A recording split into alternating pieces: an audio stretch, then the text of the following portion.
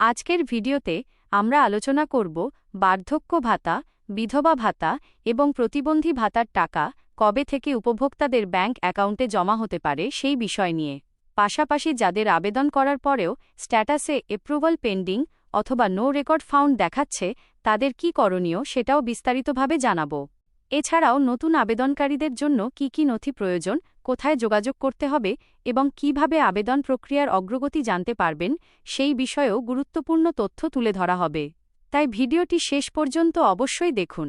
Video শুরু করার আগে একটি ছোট অনুরোধ, যদি এখনও আমাদের চ্যানেলটি সাবস্ক্রাইব না করে থাকেন তাহলে এখনই সাবস্ক্রাইব করে নিন এবং ভিডিওটি ভালো লাগলে একটি লাইক দিয়ে আমাদের উৎসাহিত করুন। বন্ধুরা, অনেকেই জানতে চাইছেন, জুলাই মাস শুরু হয়ে গেলেও এখনও বার্ধক্য ভাতা, বিধবা ভাতা বা প্রতিবন্ধী ভাতার টাকা কেন অ্যাকাউন্টে জমা পড়েনি। এই বিষয়ে এখনও পর্যন্ত কোনো নির্দিষ্ট সরকারি তারিখ ঘোষণা করা হয়নি। তবে বিভিন্ন প্রশাসনিক স্তরে নথি যাচাই এবং আবেদন যাচাইয়ের কাজ চলমান রয়েছে বলে জানা যাচ্ছে। যাদের স্ট্যাটাসে অ্যাপ্রুভাল পেন্ডিং দেখাচ্ছে, তাদের ক্ষেত্রে সাধারণত আবেদনপত্র বা জমা দেওয়া নথির যাচাই প্রক্রিয়া সম্পূর্ণ না হওয়ার কারণেই এই অবস্থা দেখা যায়। আবার অনেক সময় তথ্য আপডেট হতে দেরি হলেও নো রেকর্ড ফাউন্ড দেখাতে পারে। তাই আতঙ্কিত হওয়ার কোনো কারণ নেই।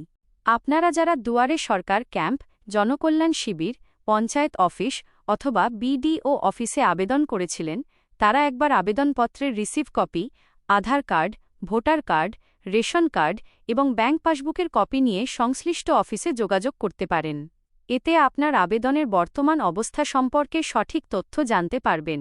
আরও একটি গুরুত্বপূর্ণ বিষয় হল ডিবিটি, ডাইরেক্ট বেনিফিট ট্রান্সফার এবং ব্যাংক কেওয়াইসি। সরকারি প্রকল্পের অধিকাংশ অর্থ এখন সরাসরি ব্যাংক অ্যাকাউন্টে পাঠানো হয়। তাই আপনার ব্যাংক অ্যাকাউন্টে ডিবিটি সক্রিয় আছে কিনা এবং কেওয়াইসি সম্পূর্ণ আছে কিনা তা অবশ্যই যাচাই করে নিন। যোগ্য আবেদনকারীদের ক্ষেত্রে যাচাই প্রক্রিয়া সম্পূর্ণ হওয়ার পর ভাতার টাকা ধাপে ধাপে ব্যাংক অ্যাকাউন্টে পাঠানো হবে। তাই কোনো গুজবে কান না দিয়ে শুধুমাত্র সরকারি ঘোষণা এবং অফিসিয়াল তথ্যের ওপর ভরসা রাখুন। পরবর্তী আপডেট পাওয়া মাত্রই আমরা আপনাদের জানিয়ে দেব।